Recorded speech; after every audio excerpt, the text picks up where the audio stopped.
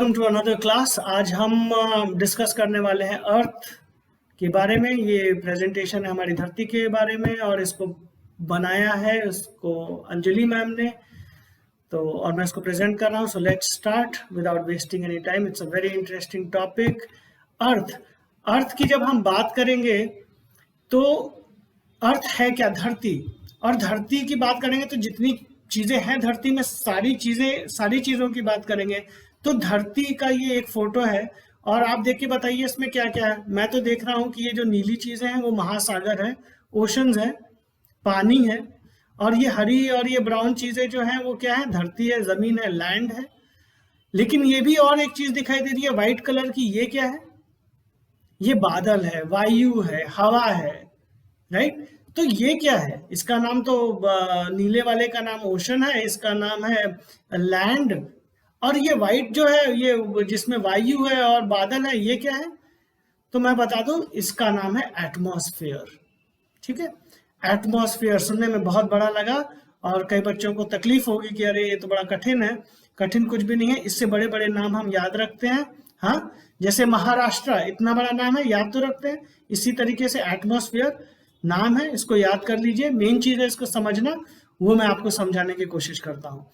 तो एटमॉस्फेयर, धरती की बात करेंगे तो धरती की बात करने में उसके ओशन आएंगे, उसका लैंड आएगा और ये वायुमंडल आएगा। ये जो बादल है और ये हवा है, ये भी उसी का हिस्सा है। ये धरती के बिना नहीं है, धरती के साथ है। तो दैट कंप्लीट्स अर्थ। ठीक है। तो एटमॉस्फेयर के बिना हम धरती की बात नहीं कर सकते। तो एटमॉस्फेयर क्या है? वायुमंडल। ठीक है। मंडल माने घेरा। वायु का घेरा जो धरती के चारों तरफ है उसको हम एटमॉस्फेयर कहते हैं। It is that simple. ठीक है। अब इसके बारे में हम और डिटेल में बात करेंगे। अगली स्लाइड पे आते हैं और अगली स्लाइड है बबल ऑफ प्रोटेक्शन। ये घेरा क्या है? बबल ऑफ प्रोटेक्शन है, हमारी सुरक्षा के लिए है।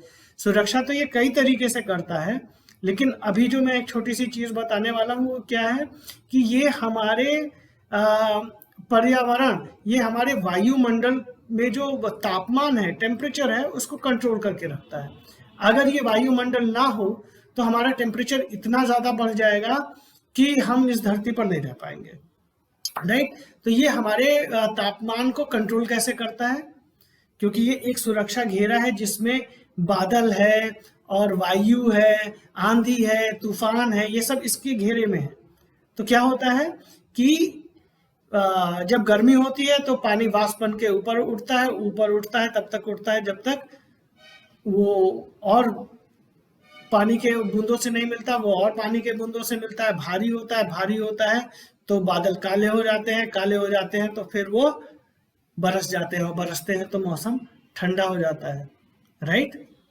अगर ये घेरा नहीं होता तो ये बादल ऐसे ही वाष्प बन के उड़ते और उड़ते उड़ते उड़ते उड़ते ये चले जाते, राइट, बरसते नहीं। तो ये जो घेरा है, वायुमंडल का जो घेरा है, एटमॉस्फेयर का घेरा है, वो ये काम करता है। आगे बढ़ते हैं। आगे बढ़ने में हम ये देखेंगे कि ये वायुमंडल जो है वो हमारा स्पेस से दिखाई देता है। इंटरनेशनल स्पेस स्टेशन पे हमारे अंतरिक्ष यात्री जो हैं वो जब देखते हैं धरती को तो महासागर और लैंड और उसके साथ ये वायुमंडल भी दिखाई देता है। अब ये वायुमंडल जो है, ये घेरा है, वो कहाँ से कहाँ तक का है, राइट।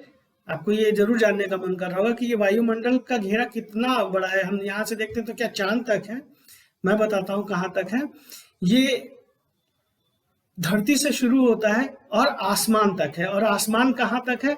आसमान में अगर ये फोटो देखिए जो आपको दिखाई दे रही है, तो मैं कहूँगा अभी फिलहाल के लिए हम आसमान वहां तक मान लें। हमको नीला आसमान दिखाई देता है तो हम आसमान वहां तक मान लेते हैं जहां तक ये नीला वाला लेयर दिखाई दे रहा है, जहां पे ये काले से मिल रहा है।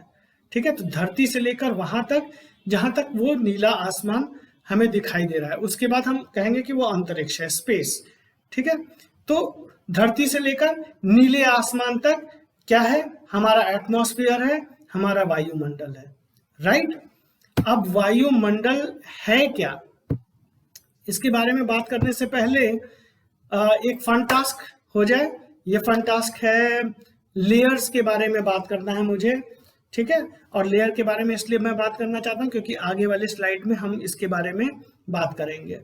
तो लेयर क्या होता है, सतह होती है। और सतह कैसे बनती है, घनत्व के हिसाब से, डेंसिटी के हिसाब से। कोई चीज जितनी भारी होती है वो नीचे होती है और हल्की चीज ऊपर। तो हम एक एक्सपेरिमेंट करेंगे, एक ग्लास लेंगे, वो ग्लास पारदर्शी होना चाहिए, सी थ्रू होना चाहिए। उसमें आप क्या कीजिए, मिट्टी डाल दीजिए। उसमें आप अपने मम्मी से परमिशन लेके अगर वो आटा दें तो उसमें आटा भी डाल दीजिए, फिर उसमें पानी भी डाल दीजिए, फिर उसमें तेल भी डाल दीजिए और उसको हिला के और एक जगह रख दीजिए। 4-5 घंटे के बाद आइए और देखिए कि क्या होगा। जो सबसे भारी चीज है क्या, मिट्टी सबसे नीचे, उसके बाद आटा वो उसके ऊपर, उससे कम हल्का पानी उसके ऊपर, और सबसे हल्का